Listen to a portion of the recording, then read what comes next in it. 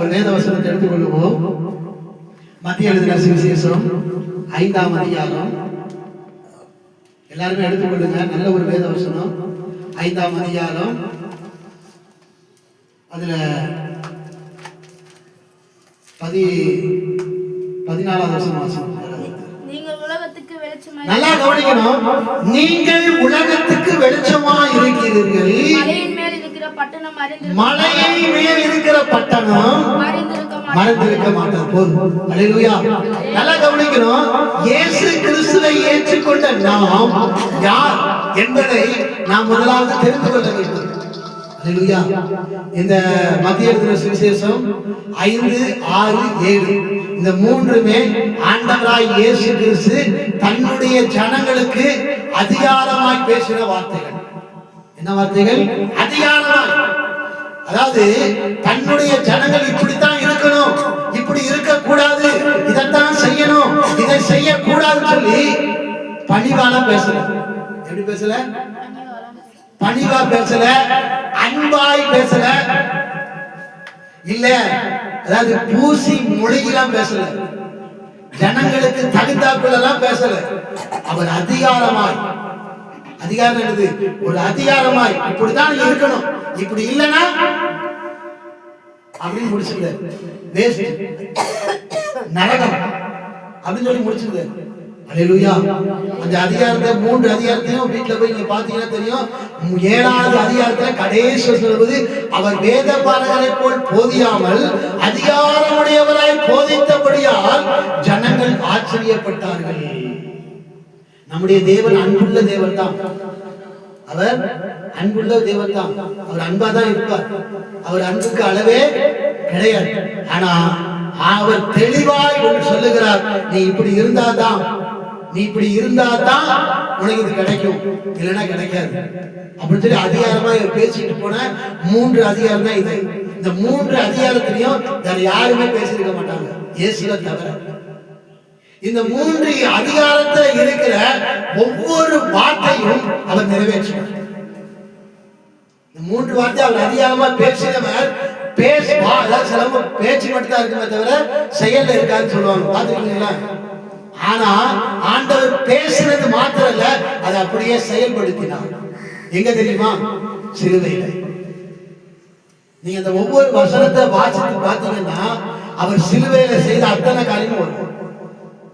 அல்லேலூயா. அவர் சிலுவையில அத்தனை வார்த்தைகளை நிறைவேற்றினார். அவர் இந்த பூமியில 33 வருஷம் இருந்தார். அந்த 33 வருஷமும் அவர் எப்படியெல்லாம் இருக்கணும், என்னெல்லாம் செய்யணும், என்னெல்லாம் செய்யக்கூடாது என்று சொல்லி அதிகாரமாய் போதித்த அத்தனை வார்த்தையின்படி அப்படியே வாழ்ந்தார். அதுல வலதுபுறமும் சாயல, இடதுபுறமும் சாயல, நேராய் சரியாக நடந்து வந்தார். அதனாலதான் அவர் இயேசு. அல்லேலூயா. அதனாலதான் அவர் பேருது உண்மை உள்ளவர். அல்லேலூயா. அதனால அப்படிப்பட்ட தேவன் பேசுற ஒரு வார்த்தை தான் நாம் யார், இயேசுவை ஏற்றுக்கொண்ட நாம் யார் என்று சொல்லி அதை சொல்லும் பொழுது, நீங்கள் உலகத்துக்கு வெளிச்சமா இருக்கிறீர்கள், மலையின் மேல் இருக்கிற பட்டணம் மறைந்திருக்க மாட்டாது. நம்மை குறித்து ஒன்று புரிஞ்சுக்கணும். நீங்களும் நான் யாரு? பட்டணம். என்னது? நாம் யாரு? பட்டணம். நல்லா தெரிஞ்சுக்கோங்க. அதுல ஒரு வார்த்தை, அதாவது நிறைய காரியங்கள். ஒண்ணு என்னன்னா, நீ ரட்சிக்கப்பட்ட பிறகு, இயேசு கிறிஸ்துவை ஏற்றுக்கொண்ட பிறகு நாம் யார் என்றால், நாம் ஒரு பட்டணம். சொல்லப்போனா சிட்டி. அல்லேலூயா. பட்டணமா இருக்கிறோம். யாரா இருக்கிறோம்? அது என்ன பட்டணம்? மலையின் மேல் இருக்கிற பட்டணமா? மலையில் கீழே இல்லையா? மலை கீழே கிடையாது. கீழே இருந்தா அடிவாரத்தில் இருக்காம பாருப்பாங்க. மலையின் மேல் அப்படின்னா நாம் உயர்ந்தவர்கள். அல்லேலூயா. நாம் யாரு? உயர்ந்தவர்கள். நாம் எல்லாம் யாரு? நம்ம பார்க்கும் பொழுது நம்மை பார்க்கிறவர்கள் நம்ம வீட்டை பார்ப்பார்கள், நம்முடைய உடையை பார்ப்பார்கள், நம்முடைய சரீரத்தை பார்ப்பார்கள். இதெல்லாம் பார்த்து சொல்லுவாங்க, இவனுக்கு என்ன ஒண்ணுமே இல்லை, நம்மளை கீழே தான் பார்ப்பாங்க. எப்படி பார்ப்பாங்க? கீழே தான் பார்ப்பார்கள். ஆனா கர்த்தருக்கு முன்னாடி நாம் யாரு? உயர்ந்தவர்கள். அல்லேலூயா. அதான் மலையின் மேல் இருக்கிற பட்டணம். நான் யாரு? பட்டணம். இதை நல்லா மனசுல வச்சுக்கோங்க. நீங்கள் நான் யாரு? பட்டணம். பட்டணமா இருக்கிறோம். அதனால பட்டணமா இருக்கிற நாம் கண்டிப்பா அந்த பட்டணத்தை தெரிஞ்சுக்கணும். மலையில் மேல் இருக்கிற பட்டணம் மறந்திருக்க கூடாதா? நம்ம பட்டணமா எங்க இருக்கிறோம்? மலையின் மேல இருக்கிறோம். மலை மேல உட்கார்ந்துட்டு நாம் ஒளிஞ்சு கிடக்க கூடாது. நம்ம எப்படி இருக்கிறது? நாம் இன்னைக்கு அப்படிதான் இருக்கிறோம். நம்ம பட்டணம் ஆண்டவர் நல்ல உயர்த்தி ஆண்டவரா இயேசு கிறிஸ்துவே நம்ம பெற்றிருக்கிறோம். இதை விட ஒரு உயர்வு தேவையா? வானத்தையும் பூமியும் உண்டாக்கின சர்வ வல்லவராய் இருக்கிற இயேசு கிறிஸ்துவே நம்முடைய இருதயத்தில் வாசம் பண்ணுகிறார். இதை காட்டிய ஒரு உயர்வு நமக்கு தேவையா? இப்படிப்பட்ட ஒரு உயர்வை பெற்றிருக்கிற நாம் எதுக்காக ஒளிந்திருக்கணும்? நாம் ஆனா ஒளிஞ்சிருக்கிறோம். இன்னைக்கு வெளியரங்கமா இல்ல, அங்கங்க போனா நம்ம ஒளிஞ்சிருக்கிறோம். எங்க போனா நம்ம ஒளிஞ்சுதான் இருக்குமே தவிர வெளியில வரமாட்டேங்க. ஆண்டவர் சொல்லுகிறார், நீ மலையின் மேல் இருக்கிற பட்டணமா இருக்கிறார், நீ மறந்திருக்காத, வெளியே வா. அல்லேலூயா. ஒளிந்திருக்க கூடாது. அதாவது ஆதாமும் ஏவாளும் ஏதேன் தோட்டத்தில் உட்கார்ந்து இருக்கிறாங்க. ஆண்டவர் பகல் குளிர்ச்சியான வேலையில செஞ்சாராம், அந்த தோட்டத்துக்கு வந்தாராம். ஆண்டவர் வரக்கூடிய நேரம் பகல் குளிர்ச்சியான வேலையில வந்தாராம். வரும் பொழுது ஆண்டவர் பார்க்கிறார். எப்போதும் வருவார், எப்போதுமே வருவார். ஆதாமும் ஏவாளையும் பார்ப்பார். ஆனா ஒரு நாள் ஆண்டவர் வருகிறார், அங்க யாரும் இல்ல, ஆதாமும் இல்ல, ஏவாளும் இல்லை. யார் இல்ல? ஆதாமும் இல்ல, ஏவாளும் இல்ல. என்னடா ஆதாம் ஏவாளை காணுங்கன்னு சொல்லி ஆண்டவர் ஆதாம கூப்பிடுங்க. ஆதாமே, எப்படி? ஆதாமே, நீ எங்க இருக்கிறாய்? அவன் சொல்றான், ஆண்டவரே நான் நிர்வாணியா இருக்கிறேன், அதனால ஒளிஞ்சு இருக்கிறேன். எப்படி இருக்க? ஒளிஞ்சு இருக்கிறேன். இன்னைக்கு அப்படிதான் நம்ம இருக்கிறோம். ஆதாமை போல ஒளிஞ்சு இருக்கிறோம். இல்ல, நம் மலையின் மேல் இருக்கிற பட்டணம் நாம் ஒளிந்திருக்க கூடாது. அல்லேலூயா. நாம் பட்டணமா இருக்கிறோம். பட்டணம்னா எவ்வளவு பெரிய ஆசீர்வாதம் தெரியுமா? இதுக்கு உங்களுக்கு புரியுதுக்காக சொல்றேன். அதாவது ஆண்டவர் இந்த இயேசு கிறிஸ்துவை அடிப்பதற்கு முன்பதாக அந்த குருத்தோலை நாயர் தெரியுமா? இது எல்லாருக்கும் உங்களுக்கு தெரியும். அப்போ அந்த குருத்தோலை நாயர் என்று கழுதையை பத்தி பிரசங்கம் பண்ணுவாங்க. கேட்டீங்களா? இந்த கழுதை எங்கே கட்டப்பட்டது தெரியுமா? எங்க கட்டப்பட்டது? உங்களுக்கு எதிரே இருக்கிற கிராமத்துக்கு போங்கள், அங்கே கட்டப்பட்டிருக்கிற கழுதையும் கழுதை குட்டியும் காண்பீர்கள். அதை அவிழ்த்து கொண்டு வாருங்கள். அப்படி வரும் பொழுது உங்களிடத்தில் யாராவது இந்த கழுதை ஏன் அவிழ்த்தன்னு கேட்டா அது இயேசுவுக்கு தேவை அப்படின்னு சொல்லுங்கன்னு சொல்லி அந்த கழுதையை அந்த கழுதை குட்டியை அவிழ்த்து வந்தாங்களாம். அப்போ நல்லா கவனிக்கணும், நீங்களும் நானும் பட்டணமா ஆண்டவர் வைத்திருக்கிறார். என்னன்னா உங்களையும் என்னையும் நமக்கு இருந்த எல்லா கட்டுகளிலிருந்து கர்த்தர் நம்மளை விடுதலையாக்கி இருக்கிறார். அல்லேலூயா. நமக்கு இருந்த எல்லா கட்டுகளிலிருந்து கர்த்தர் விடுதலையாக்கி விட்டார். அது தெரியும். அதான் அதுக்கு அர்த்தம். மலையில் மேல் இருக்கிற பட்டணம் என்றால் நாம் கட்டப்பட்டவன் அல்ல, கட்டவிழ்க்கப்பட்டவன். அல்லேலூயா. நம்ம கட்டுல இருக்கோமா? கட்டவிழ்க்கப்பட்டவன். நம்ம கட்டவிழ்க்கப்பட்டவர்கள். ஆனா இன்றைக்கும் நாம் கட்டப்பட்டவர்களாக இருக்கிறோம். ஏன்னா ஒளிஞ்சிருக்கிறோம். ஒளிஞ்சிருக்காதீங்க, வெளியே வாங்க. ஆதாம் ஏவாளும் வெளியே வரல. அது வரைக்கும் வெளியே ஆண்டவர் வரும் பொழுது அப்படியே ஆண்டவர் வந்தவன ஆண்டவருக்கு முன்னாடி போய் நிற்பாங்க. ஆனா இன்னைக்கு நிக்க முடியல. அல்லேலூயா. ஆனால் நாம் மலையின் மேல் இருக்கிற பட்டணமா இருக்கிறதுனால நாம் என்ன செய்ய? ஒளிந்திருக்க கூடாது. நாம் எப்பொழுது வெளியில இருக்க வேண்டும். அல்லேலூயா. நாம் எப்பொழுது எப்படி இருக்கணும்? வெளியில தான் இருக்கணும். நாம் பட்டணம். அதனால கிராமம் என்பது கட்டவிழ்க்கப்பட்ட கட்டுகளோடு இருக்கிற ஒரு அனுபவத்தை காட்டுகிறது. பட்டணம் என்பது கட்டவிழ்க்கப்பட்ட ஒரு அனுபவமா இருக்கிறது. நீங்கள் நானும் கட்டவிழ்க்கப்பட்டவர்கள். நீங்கள் நானும் கட்டவிழ்க்கப்பட்டு பாவத்திலிருந்து, சாபத்திலிருந்து, வியாதியிலிருந்து, அக்கிரமத்திலிருந்து, மீறுதலிருந்து, எல்லாவற்றிலிருந்து கட்டவிழ்க்கப்பட்டவர்கள். அல்லேலூயா. எல்லாரும் நம்முடைய இருதயத்தில் கை வச்சுக்கலாமா? நான் சொல்ற மாதிரி சொல்லு. நான் கட்டவிழ்க்கப்பட்டவர். நான் கட்டவிழ்க்கப்பட்டவர். நான் கட்டவிழ்க்கப்பட்டவர். அல்லேலூயா. இத சொல்லுங்க. யாராவது உங்களை கட்ட வந்தா கூட உங்களை கட்ட முடியாது. இதை சொல்லி பாருங்க. உங்க வாயிலிருந்து அடிக்கடி இந்த வார்த்தையை சொல்லி பாருங்க. யாராவது உங்களை கட்டணும்னு சொல்லி கயிறு எடுத்துட்டு வந்தாங்கன்னு வச்சுக்கோங்களேன், உங்களை கட்ட முடியாது. அல்லேலூயா. அதான் சிம்சோனை அவனை கட்டி கொண்டு போறதுக்காக ஒரு கூட்டம் வருது. கட்டி அவன் என்ன செய்யணும், பலிஸ்தர் கொண்டு போகணும்னு சொல்லி ஒரு பொறுப்பு, அதாவது பலிஸ்தர்லாம் வராங்க. ஆனா இவனை என்ன செய்யல, கட்ட முடியல. என்ன முடியல, கயிறு எல்லாம் எடுத்து வராங்க, ஆனா இவனை கட்ட முடியல. இதான் நம்மளை யாராலையும் கட்ட முடியாது. அல்லேலூயா. இந்த நம்பிக்கை, இந்த விசுவாசம் நமக்கு இருக்கணும். இந்த விசுவாசம் நம்பிக்கை இல்லாததா இன்னைக்கு நம்ம கட்டப்பட்டவர்களா இருக்கிறோம். அல்லேலூயா. இந்த நம்பிக்கை இருக்கணும். நான் கட்டவிழ்க்கப்பட்டவன், என்னை யாராலையும் என்ன கட்டவே முடியாது சொல்லணும். தைரியமா சொல்லுங்க. யாராவது உங்களை கட்டணும் சொல்லி உங்களை வேலை பார்க்கிற இடத்துலயோ இல்ல அக்கம் பக்கத்துல இருக்கிறவங்களோ இல்ல யாரா இருந்தாலும் சரி, உங்க குடும்பத்துல இருக்கவங்க கூட என்ன உங்களை கட்டணும், உங்களை கட்டியன்னு சொல்லி வந்தா நான் கட்டவிழ்க்கப்பட்டவன் சொல்லி பாருங்க, உங்களை கட்டவே முடியாது. அல்லேலூயா. அதனால் நீங்கள் நானும் கட்டவிழ்க்கப்பட்டவர்கள். அப்ப மலையின் மேல் இருக்கிற பட்டணத்துக்கு அர்த்தம்னா நீங்கள் நானும் கட்டவிழ்க்கப்பட்டவர்கள். அல்லேலூயா. அந்த கட்டவிழ்க்கப்பட்டவர்களா இருக்கிற நாம் மறைந்திருக்க கூடாது.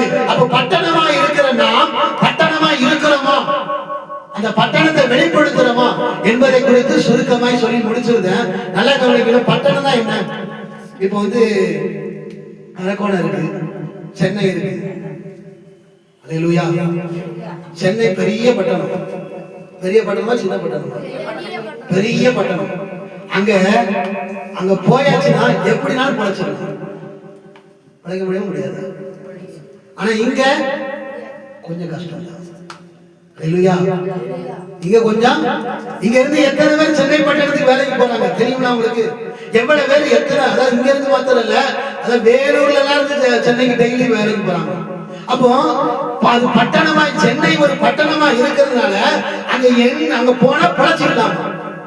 அங்க போனா என்ன செய்யலாம், பிழைச்சிக்கலாம். அல்லேலூயா. அதே போலதான் நீங்களும் நானும் பட்டணமா இருக்கிறோம். நம் மூலமாய் அநேக பேர் பிழைக்க வேண்டும். அல்லேலூயா. நம் மூலமா பிழைக்கிறாங்களா யாராவது? அல்லேலூயா. இதான் பட்டணங்க. இல்லன்னா நம்ம ஒளிஞ்சிருக்கணும் அர்த்தம். நம்ம பட்டணம் தான், ஆனா ஒளிஞ்சிருக்கிற பட்டணம். நம் மூலமாய் அநேக பேர் பிழைக்க வேண்டும். இந்த இடத்துல நாம் இருக்கிறோம் என்றால் இந்த தெருவில் நம் மூலமாய் அநேக பேர் செய்யணும், பிழைக்கணும்.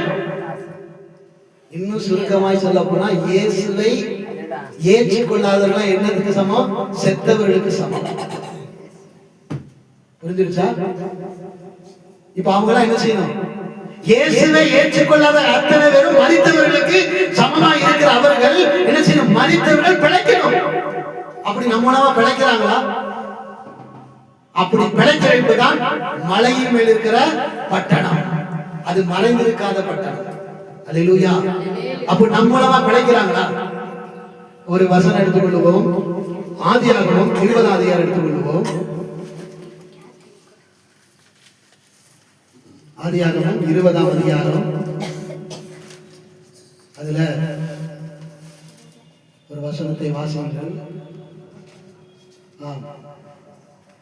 6வது வசனம் வாசிங்க யாராவது.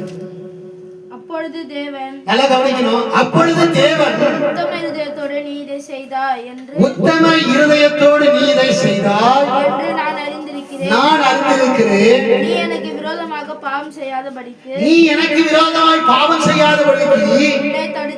உன்னை தடுத்தேன். ஆகையால் நீ அவளை தொட நான் உனக்கு இடம் கொடுக்கவில்லை. அந்த மனுஷனுடைய மனைவியை அவனிடத்திற்கு அனுப்பிவிடு. அவன் ஒரு தீர்க்கதரிசி. நீ பிழைக்கும்படி அவன் உனக்காக வேண்டுதல் செய்கிறான். ஆபிரகாமை பத்தி சொல்லிருக்கு. இதை குறித்து விவரமா பேசுறதுக்கு டைம் இல்ல. ஆபிரகாமுடைய மனைவி அபிலேக்கு என்கிற ஒரு மனுஷன் செய்தான், அபகரித்துக் கொண்டான். அவளோடு கூட வாழ வேண்டும், அவள் தனக்கு மனைவியாக வேண்டும் என்று அவன் அவளை ஆபிரகாமிடத்திலிருந்து எடுத்துக்கொண்டு போயிட்டான். எடுத்துக்கொண்டு போன இடத்துல அது நிறைய காரியம் இருக்கு. அதுல நான் இன்னொரு நாள் கர்த்தருக்கு சித்தமா அதை பத்தி பேசுவோம். எடுத்துக்கொண்டு போனால் அந்த மனுஷனுக்காக யார் வேண்டுதல் செஞ்சா? ஆபிரகாம் வேண்டுதல் செஞ்சான். அல்லேலூயா. அதை குறித்து அங்க விளக்கமா சொல்லுகிறது. நீ பிழைத்திருக்கும்படி உனக்காக வேண்டுதல் செய். அப்போ நல்லா கவனிக்கணும். மலையின் மேல் இருக்கிற பட்டணம் மறைந்திருக்க மாட்டாது என்றால் நாம் அநேக பேர் பிழைத்திருக்கும்படி நாம் என்ன செய்யணும்? ஜெபம் பண்ண வேண்டும். இதான் அதுக்கு அர்த்தம். ஜெபம் பண்றோமா? உட்கார்ந்து அக்கம் பக்கத்தில் இருக்கிற ஜனங்களுக்காக ஜெபம் பண்றோமா? இல்ல உங்களுக்காக உங்க பிள்ளைங்களுக்காக மட்டும்தான் ஜெபம் பண்றீங்களா? உங்களுக்காக உங்க பிள்ளைகளுக்காக ஜெபம் பண்றது தப்பு கிடையாது. ஆனால் அதே போல நம்ம அக்கம் பக்கத்தில் இருக்கிற ஜனங்களுக்காக ஜெபிக்க வேண்டும். இயேசுவை ஏற்றுக்கொள்ளாத ஜனங்கள் எத்தனையோ ஜனங்கள் தெருவில் இருக்கிறாங்க. இந்த பகுதியில் எத்தனையோ இருக்காங்க. அவங்களுக்காக நீங்க ஜெபிச்சிருக்கீங்களா? இதான் மலையின் மேல் இருக்கிற பட்டணம். இதை நம்ம செய்யறோமா? அநேக, அதாவது அவன் நீ பிழைத்திருக்கும்படி உனக்காக அவன் வேண்டுதல் செய்கிறான். அவன் ஒரு தீர்க்கதரிசி. அப்போ நாம மத்தவங்களுக்காக ஜெபம் பண்றோமா? நமக்கே ஜெபம் பண்ண டைம் இல்லை. நம்ம அப்படித்தான் இன்னைக்கு இருக்கிறோம். நமக்கே ஜெபம் பண்ண அப்படியே டைம் எடுத்தா நமக்காக தான் ஜெபம் பண்ணுவோம். உட்கார்ந்து நமக்காக, நம்முடைய பிள்ளைங்களுக்கு. அது தப்புன்னு நான் சொல்லல, அது செய்யுங்க, தப்புன்னு சொல்லல. ஆனாலும் மற்றவர்களுக்காக எத்தனையோ பேர் இயேசுவை ஏற்றுக்கொள்ளாமல் மரித்து போய் கிடக்கிறாங்க. அவங்களுக்காக ஜெபம் பண்றோம். யோசிச்சு பாருங்க. நமக்கு வாழ்க்கை முடிய போகுதுங்க. வாழ்க்கை முடிய போகுது. இன்னும் வாழ்க்கை ஆரம்பிக்கல. எல்லாரும் எனக்கு வாழ்க்கை இப்பதான் ஆரம்பிச்சது இல்ல, முடிய போகுது. இந்த உலகம் முடிவுக்கு வரப்போகுது. இந்த உலகத்தில் இருக்கிற மனிதனுடைய அத்தனையுடைய வாழ்க்கை முடிய போகிறது. முடிய போகிற வாழ்க்கை அந்த பரலோக ராஜ்யத்தில் தொடங்கணும்னா நீங்கள் நான் செபித்தால் தான் தொடங்குமே தவிர செபிக்கலாம் தொடங்காது. உங்க குடும்பத்தில் எத்தனை பேர் இயேசுவை ஏற்றுக்கொள்ள தெரியுமா உங்களுக்கு? அவங்க நரகத்துல இருந்தா உங்களால முடியுமா? நரகத்துல இருந்து அவங்க கூப்பிடுவாங்க தெரியுமா? அது உண்டு. நரகத்துல இருந்து உங்களை கூப்பிடுவாங்க.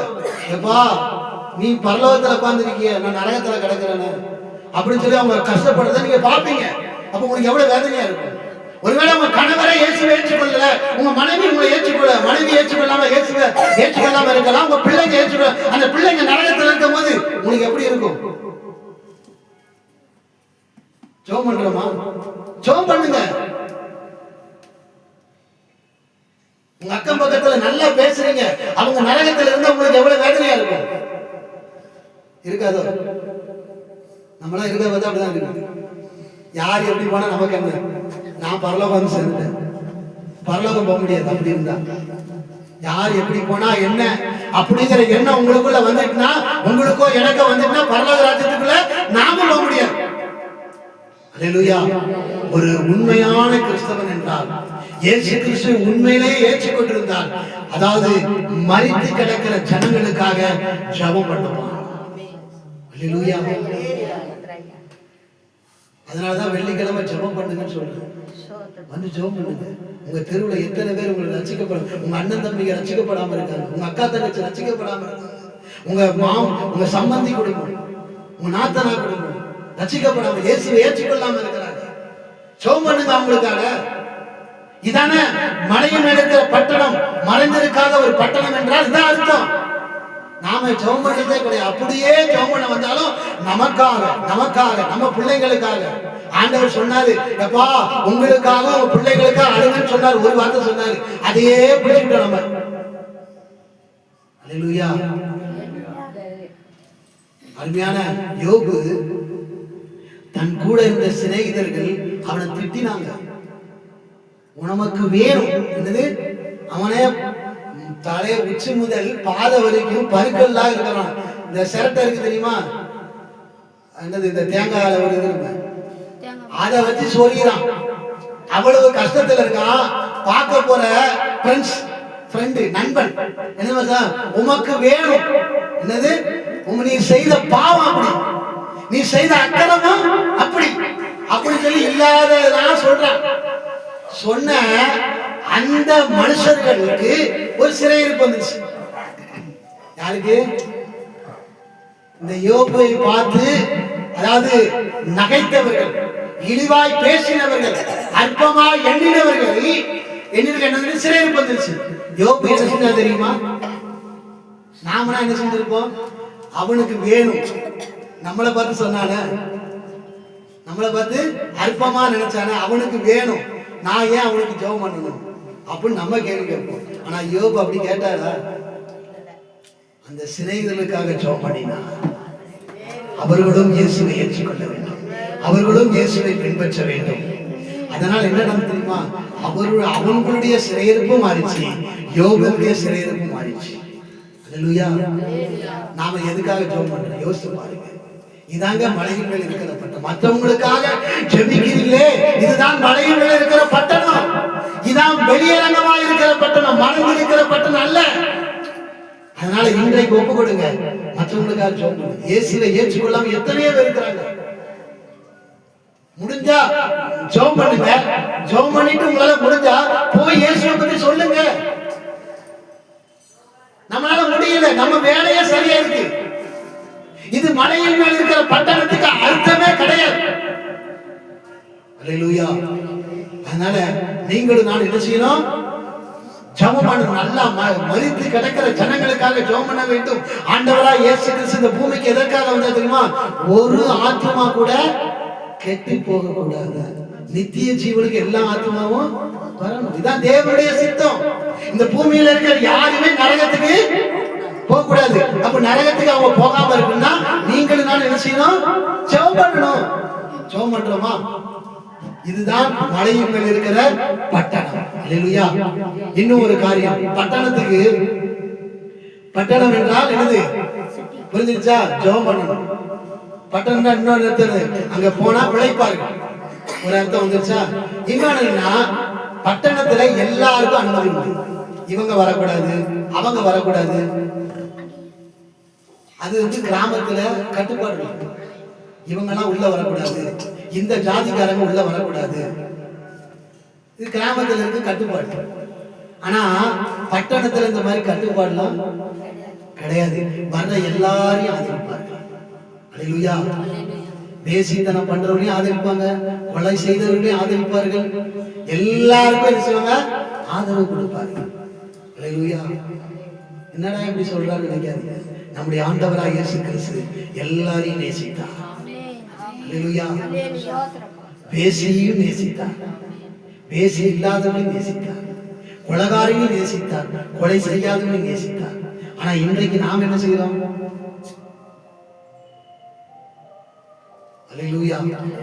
யோசித்து பாருங்க, மனசாட்சி தொட்டு யோசித்து பாருங்க. எல்லாரையும் ஆதரிக்கிறோமா? யோசித்து பாருங்க. அது பட்டணம் கிடையாது. நீங்க எல்லாரையும் ஆதரிக்கலைன்னா நீங்க பட்டணமே கிடையாது.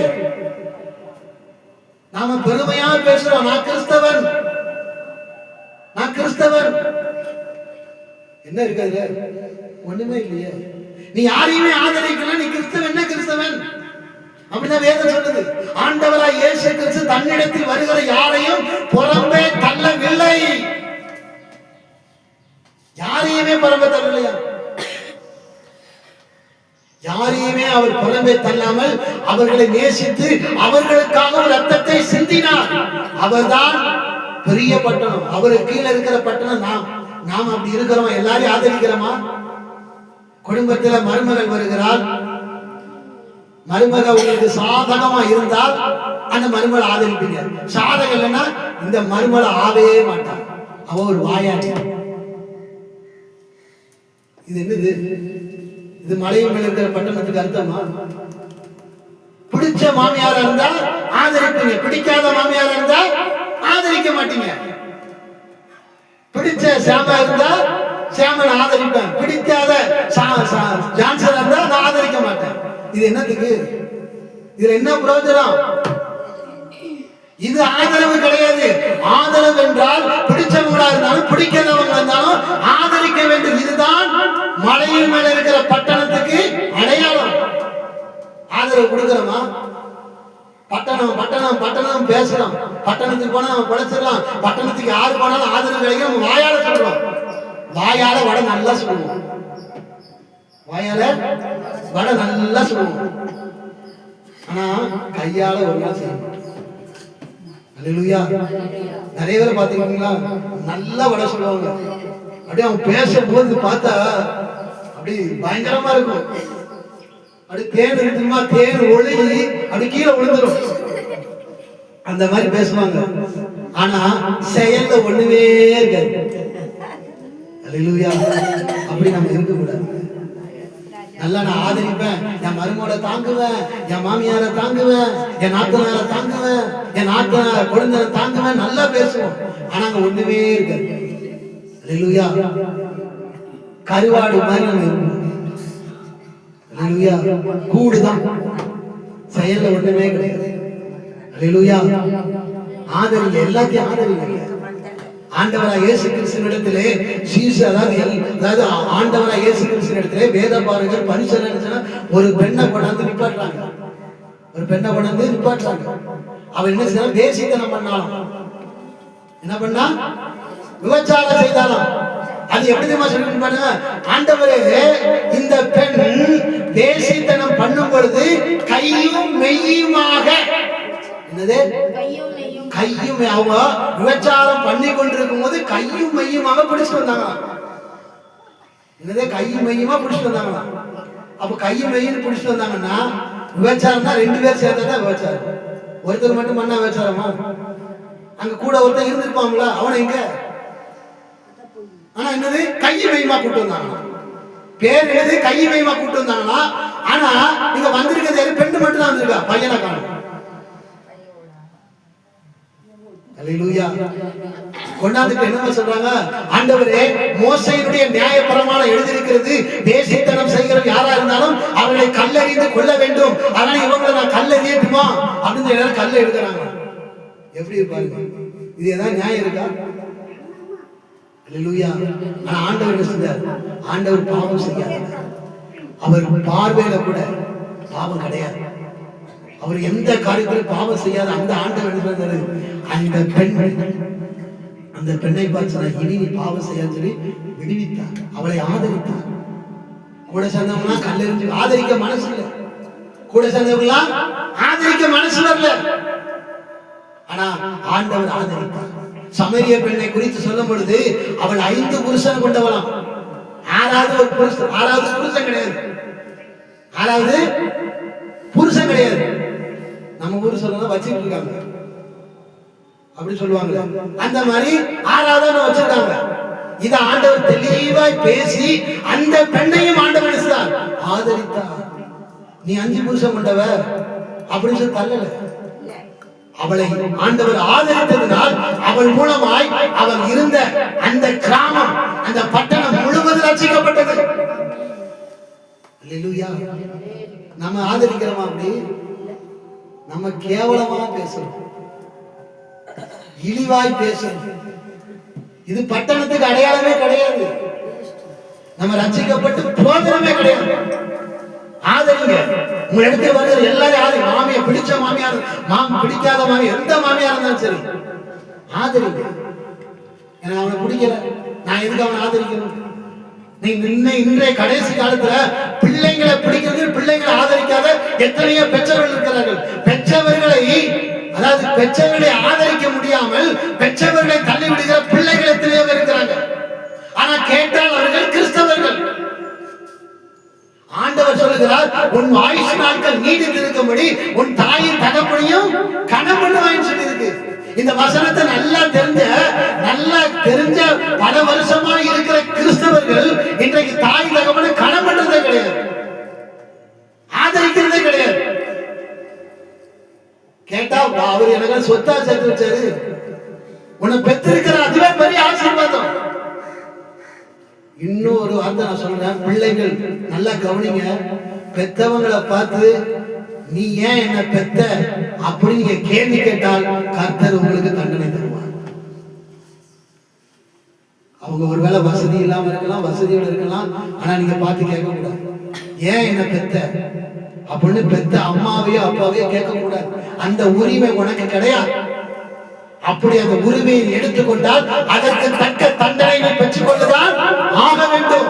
இது பைபிள் சொல்லுகிற வார்த்தை, நான் சொல்லல. அதே போல ஆண்டவரை ஏற்றுக்கொண்டிருக்கிற பிள்ளைகளா இருக்கிற நீங்களும் நானும் ஒரு காரியத்தை பண்ணுங்க. ஆண்டவரை பார்த்து நீர் ஏன் என்னை ஜெனிப்பித்தீர், நீர் ஏன் என்னை சிருஷ்டித்தீர், நீர் ஏன் என்னை ரட்சித்தீர், இந்த இந்த கேள்வி கேட்டீங்கன்னா அதுக்கு தக்க தண்டனை உங்களுக்கு வரத்தான் செய்யும். அந்த கேள்வி கேட்காதீங்க. சிருஷ்டித்தரை பார்த்து ஏன் சிருஷ்டித்தீர் என்று கேட்கக்கூடாது. பெற்றவங்களை பார்த்து ஏன் என்ன பெற்ற அப்படிங்கிற கேள்வி கேட்கக்கூடாதுன்னு சொல்லி பைபிள் சொல்லுது. தயவு செய்து அந்த மாதிரி கேள்வி கேட்காதீங்க. என்னை யார் ஆண்டவரை ரசித்தீங்க, என்னை யார் ஆண்டவரை சிருஷ்டித்தீங்க, என்னை யார் ஆண்டவரை செலுத்தித்தீங்க, இந்த கேள்வி நாம் கேட்கக்கூடாது. கேட்டால் நமக்கு தண்டனை வரும். அல்லேலூயா. அதனால தேவ பிள்ளைகளா இருக்கிற நாம் கண்டிப்பா எல்லாரையும் ஆதரிக்கணும், யாரையுமே தள்ளக்கூடாது. சபைக்கு எல்லாரும் வருவாங்க. சபை என்றால் எல்லாருமே நல்லவர்கள் கொள்ளாதவர்கள் எல்லாரும் வருவாங்க. எல்லாரையும் ஆதரிங்க, யாரையும் தள்ளாதீங்க.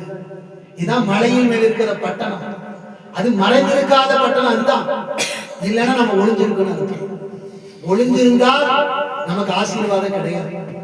ஒளிந்திருந்தால் நம்முடைய வாழ்க்கையில எதையுமே பெற்றுக்கொள்ள முடியாது.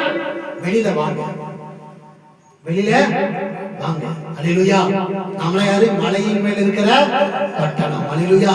அதனால எல்லாரையும் ஆதரிங்க, யாரையுமே தள்ளாதீங்க. தயவு செய்து யாரையும் தள்ளாதீங்க. அவங்க ஒரு மேல மோசமானதா இருக்கலாம், நமக்கு அது தேவையில்லையே. அது கர்த்தருக்கு அவங்க கணக்கு கொடுக்க போறாங்க. நம்மள வாங்கிக்கிட்டு பின்னாடி போய் பொல்லாப்பு பேசத்தான் செய்வாங்க. அது உண்மைதானே? ஏன் ஆண்டவரை பேசலையா? ஏன் நீங்க ஆண்டவரை பத்தி பேசலையா? அப்படி வந்து மனசாட்சியத்தோடு சொல்லுவோம். நானே அப்படிதான். எனக்கு ஏதாவது நன்மை நடக்க உடனே என்ன ஆண்டவர் எனக்கு ஒண்ணுமே செய்யல, பின்னாடி அப்படிதான் பேசிக்கிட்டு. அப்ப இதுல என்ன இருக்கு? அல்லேலூயா. நன்மை பெற்ற ஜனங்க தான் நமக்கு தீமை செய்வாங்க. அவங்க தீமை செய்யறாங்க, நன்மை செய்யாம இருக்க கூடாது. அப்படி பார்த்தா கர்த்தர் நம்மளையும் நல்லதான். யோசிச்சு பாருங்க. நமக்கு ஒண்ணு வந்தா நமக்கு கஷ்டமா, நமக்கு கஷ்டம் நினைக்கிறோம். இதே மற்றவங்களுக்கும் அதான கஷ்டம். உங்களை யாராவது தள்ளினா உங்களுக்கு எவ்வளவு கஷ்டமா இருக்கும். உங்களை யாராவது ஆதரிக்கணும் உங்களுக்கு எவ்வளவு கஷ்டமா இருக்கும். அப்ப நீங்களே ஆதரிக்கலாம். உங்க மனநிலைமையில இருந்து அவங்கள பாருங்க. நீங்கள் ஆதரிக்கப்படாத நேரத்துல எவ்வளவு வேதனைப்படுவீங்களோ அதே வேதனை தான் நீங்கள் ஒருத்தர் ஆதரிக்காத நேரத்துல அவங்களும் படுவாங்க. அந்த கண்ணீர் யார் கேட்பா? கர்த்தர் கேட்பார். அந்த கண்ணீரை கர்த்தருடைய கணக்குல போகும். அந்த கண்ணீர் கணக்குல போகும்பொழுது அந்த கண்ணீருக்கு பதில் உங்களுக்கு தான் செய்வார். தேவையா? கர்த்தர் உங்களுக்கு பதில் செஞ்சா நீங்க தாங்க முடியுமா? முடியாது. அதனால தயவு செய்து உங்களிடத்தில் வருகிற எல்லாரையும் ஆதரிங்க, யாரையும் தள்ளாதீங்க. பிடிச்சவங்களோ பிடிக்காதவங்களோ, நமக்கு பிடிச்ச மருமகளோ பிடிக்காத மருமகளோ யாரா இருந்தாலும் யாரையும் தள்ளாதீங்க, எல்லாரையும் நேசிங்க. இதான் நல்ல ஒரு பட்டணம். பட்டணத்துல யாரும் தள்ள மாட்டாங்க. பாத்துருக்கீங்களா? பட்டணத்துக்கு போய் பாருங்க. கொலைகாரனால போதாங்க, கொலைக்கிறது எங்க போறான்? பட்டணத்தால போறான். நீ கொலைக்க கூடாது, நீ கொலைகாரன்பா அப்படின்னு தள்ளி விடுறாங்களா? ஆதரிக்க தானே செய்யறாங்க. அல்லேலூயா.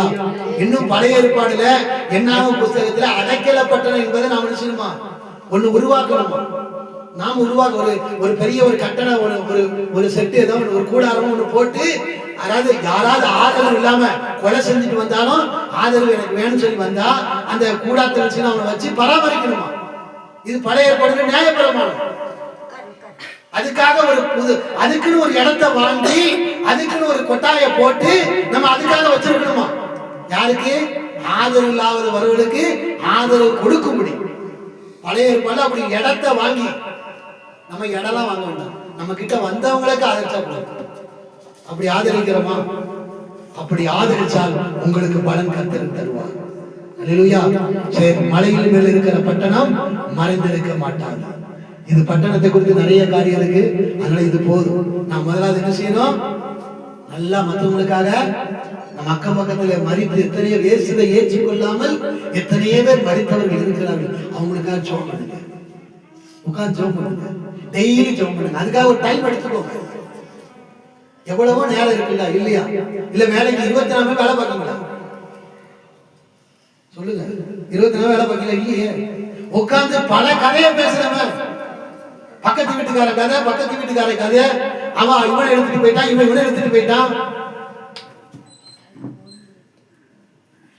இப்படி எல்லாம் பேசுறவன் உட்கார்ந்து ஜெபம் பண்ணலாமா? அவங்களுக்காக உட்கார்ந்து எடுத்துட்டு போறவன் ரசிக்கப்படட்டும்.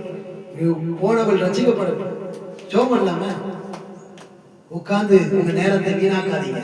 ஜெபம் பண்ணுங்க. இது கடைசி காலம். இனி காலம் செல்லாது. உங்களுக்கு காலம் நமக்கு முடிய போகுது. காலம் ஆரம்பிக்கணும். சாம் சொல்லலாம், எனக்கு என்ன காலம் முடிஞ்சுட்டா, இப்பதானே எனக்கு வயசு ஆரம்பிக்கும். இல்ல, முடிய உலகமே முடிய போகுது. சாம் 13 வயசு இருக்கும், அவ்வளவுதான் இருக்கும். அவன் சொல்லலாம், எனக்கு இன்னும் ஆரம்பிக்கவே இல்லை, முடிய போகுது. அல்லேலூயா. எல்லாருக்கும் முடிய போகுது. ஜெபம் பண்ணுங்க. உங்க அக்கம் பக்கத்துல இருக்கிறவங்க ரட்சிக்க, இதுக்காக தானே உங்க தெருவில் இருக்கிற ஜனங்கள் ரட்சிக்கப்படுவதற்காக தான் நீங்க ரட்சிக்கப்பட்டிருக்கீங்க. அவங்க ரட்சிக்கப்படணும், நீங்க ரட்சிக்கப்பட்டிருக்கீங்க. முதலாவது அவர்கள் உங்க மூலமா ரட்சிக்கப்படணும். நீங்க என்ன செய்றீங்க? நம்ம மூலமா யார் ரட்சிக்கப்பட்டா எனக்கு என்ன அப்படின்னு சொல்லி உட்கார்ந்து ஊர் கதை, உலக கதை, நாட்டு கதை நமக்கு தேவையா? எவனோ என்னமோ செய்யலாம், எங்கேயோ ஏதோ ஒரு நாட்டுல செய்ய, அதெல்லாம் உட்கார்ந்து பேசிட்டு இருக்கோம். இது நமக்கு தேவையா? நம்ம பக்கத்து வீட்டுக்காரன் நிலைமையை பாருங்க. நம்ம பக்கத்து வீட்டுக்காரங்க எவ்வளவு கடல்ல கஷ்டப்படுறாங்க, எவ்வளவு வியாதியில கஷ்டப்படுறாங்க. நம்ம பக்கத்து வீட்டுக்காரங்க கேன்சரால கஷ்டப்படுறாங்களே. நம்ம பக்கத்து வீட்டுக்காரங்க ஒரு பாவத்துல சிக்கிக்கொண்டு அந்த பாவத்துல இருந்து வெளியே வர முடியாம கஷ்டப்படுறாங்களே. நாம அதை விட்டுட்டு தேசத்துல இருக்க நாட்டுக்காக, அந்த அமெரிக்காவும் இப்படி பேருந்தோம், இங்கே பேருந்தோம். பக்கத்து வீட்டுக்காரங்க ஜெபம் பண்ணுங்க. எவ்வளவு கஷ்டப்படுறாங்க, எவ்வளவு வேதனைப்படுறாங்க, எவ்வளவு கண்ணீர் வடிக்கிறாங்க. அவங்களுக்காக உட்கார்ந்து ஜெபம் பண்ணுங்க. அல்லேலூயா. இன்னும் சொல்ல போனா நம்ம கூட பழகிறவர்கள் இயேசுவை ஏற்றுக்கொள்ளாம அவங்களுக்காக ஜெபம் பண்ணுங்க. அல்லேலூயா. இதுதான் மலையின் மேல் இருக்கிற கட்டம். அதே போல நம்மிடத்தில் வருகிற யாரையுமே பரம்ப தள்ளாதீங்க. எல்லாரையும் நேசிங்க. எனக்கு இவங்களை தான் பிடிக்கும், நான் அவங்களை தான் நேசிப்பேன். இது கிறிஸ்துவின் அன்பே கிடையாது. அவங்க ஊழியக்காரங்களா இருந்தாலும் சரி, அது கிறிஸ்துவின் அன்பு கிடையாது. அவன் கண்டிப்பா கிறிஸ்துவின் அன்பு இல்லாதவன் பரலோக ராஜ்யத்துக்குள்ள பிரவேசிக்க முடியாது. நீங்க கோடி கணக்கில் ஆத்தும ஆதாயம் பண்ணாலும் பரலோக ராஜ்யத்துக்குள்ள போக முடியாது. கிறிஸ்துவின் அன்பு யாருக்குள்ள இருந்து வெளிப்படுதோ அவன் ஒரு ஆத்மா சம்பாத்தியம் சரி, ஆத்மாவே சம்பாத்தியம் பரலோக ராஜ்யத்துக்குள்ள போவான். ஏனென்றால் அவனுக்குள்ள கிறிஸ்துவின் அன்பு வெளிப்பட்டது. நீ கிறிஸ்துவின் அன்பை வெளிப்படாமல் நீ எவ்வளவுதான் ஊழியம் செய்தாலும், எத்தனையோ ஆத்மாக்களை ரட்சிப்புகளை கொண்டு வந்தாலும், கிறிஸ்துவின் அன்பு உனக்குள்ள இருந்து வெளிப்படாவிட்டால் நீ நரகத்துக்கு தான் போவாய். இதுதான் வேதம் சொல்லுகிற சத்தியம். இதுக்கு மாற எதுவுமே கிடையாது. அதனால அவங்க அப்படி இருக்காங்க, இவங்க எப்படி இருக்காங்க, அந்த ஊழியக்காரர் அவ்வளவு ஆத்மா போது அவர் பரலோகம் போக மாட்டார், அவர் அப்படி இருக்காரு, அதெல்லாம் பார்க்காதீங்க. கிறிஸ்துவின் அன்பு உங்களுக்கு வெளிப்படும். எல்லாரும் அப்படியே கண்ண முடியும் போகணும். எல்லாரும் அப்படியே போகணும். ஆண்டவரே, மலையின் மேல் இருக்கிற பட்டணமா இருக்கிற நாம் இனி நான் ஒழியக்கூடாதப்பா. நான் வெளியே வரணும் ஆண்டவரே, எனக்கு கிருபை செய்யுங்க. நான் வெளியே வர எனக்கு கிருபை செய்யுங்கப்பா. அப்பா ஆமென். அநேகர் எண்ணி நிமித்தமாக அநேகர் பகுதியில் இருக்கிற ஜனங்கள் பிழைத்திருப்பதற்காக நான் ஜெபிப்பேன் ஆண்டவரே. ஒப்பு கொடுங்க. ஆண்டவர் கேட்கிறார், ஜெபம் பண்ணதுக்கு உங்களை ஒப்பு கொடுப்பீங்களா? உங்க பக்கத்தில் இருக்கிற ஜனங்கள் இயேசுவை ஏற்றுக்கொள்ளாத ஜனங்களுக்காக நான் ஜெபிப்பேன் இந்த நாளில் இருந்து சொல்லி அப்படி உங்களால ஒப்பு கொடுக்க முடியுமா? ஒப்பு கொடுத்தால் நிச்சயமாய் உங்களை கர்த்தர் உயர்ந்த இடத்துக்கு கொண்டு போவார். வரக்கூடிய வருஷம் உங்களுக்கு ஆசீர்வாதமாய் மாறும். ஒப்பு கொடுங்க. நான் ஜெபம் பண்ணுவேன். எப்படி ஒரு ஏசையா ஆண்டவரே நான் உமக்காக போவேன் என்று சொல்லி ஒப்பு கொடுத்தாரோ அதே போல இந்த நாள்ல இருந்து நான் ஜெபம் பண்ணுவேன். ஆண்டவரே, என் பக்கத்தில் இருக்கிற ஜனங்களுக்காக, என் பக்கத்தில் இருக்கிறவர்களுக்காக, என் கூட இருக்கிறவர்களுக்காக நான் ஜெபம் பண்ணுவேன். ஆண்டவரே, மரித்து போய் கிடைக்கிற அவர்கள் உயிர் படைக்கும்படி நான் ஜெபம் பண்ணுவேன் சொல்லி ஒப்பு கொடுத்து பாருங்க. வரக்கூடிய வருஷம் உங்களுக்கு உயிர்மை தரும். ஹல்லேலூயா, ஹல்லேலூயா.